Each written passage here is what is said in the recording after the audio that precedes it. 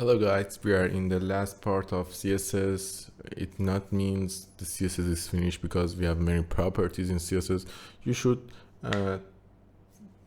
read about them or research about them. But today in this lesson, the last part of CSS, I wanna show you BoxShadow property and text shadow. Okay, I made a div with 300 pixel and height 300 pixel.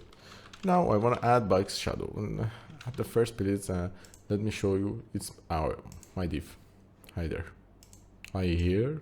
Okay, I want to add BoxShadow. 10 pixel, 10 pixel. This two item is about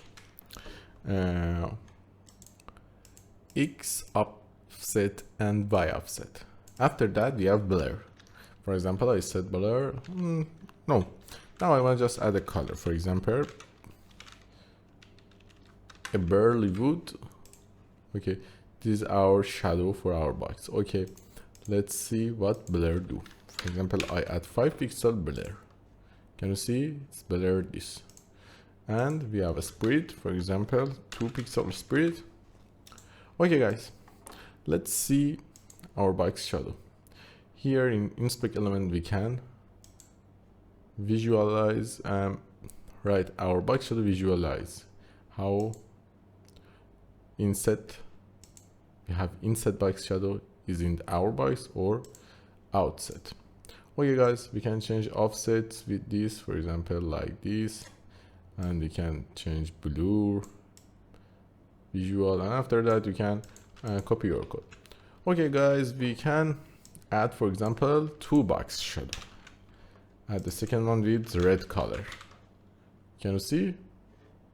We have the second one, and now I want to change the offset. Yes, guys, this box shadow is too easy, and let's go to the text shadow. Okay, now let's go to the, for example, our text shadow. We have a paragraph, lorem, not lorem, lorem with 5 characters. And now I want to add text shadow, 10 pixel, 10 pixel, 5 pixel. These two properties are same. And now color, for example, blue color. Let's see the result. This is our text shadow. Let's visualize this. Oh, yeah, guys, this is very good. You can visualize your text shadow or do this, everything you want.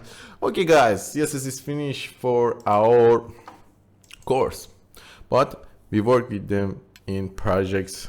Now I wanna share tutorials for making, for example, templates with HTML and CSS. If you watch and turn with my tutorials, I think we have 13 episode of HTML and 13 episode of CSS. You can go to the next tutorials which I will share in the future to making templates, good templates, and you have to know HTML and CSS for example, not in the professional, but at least in medium, or I don't know how can I say this. You had to know HTML and CSS good, not professional but good. Okay guys, subscribe our channel and have a good time and goodbye.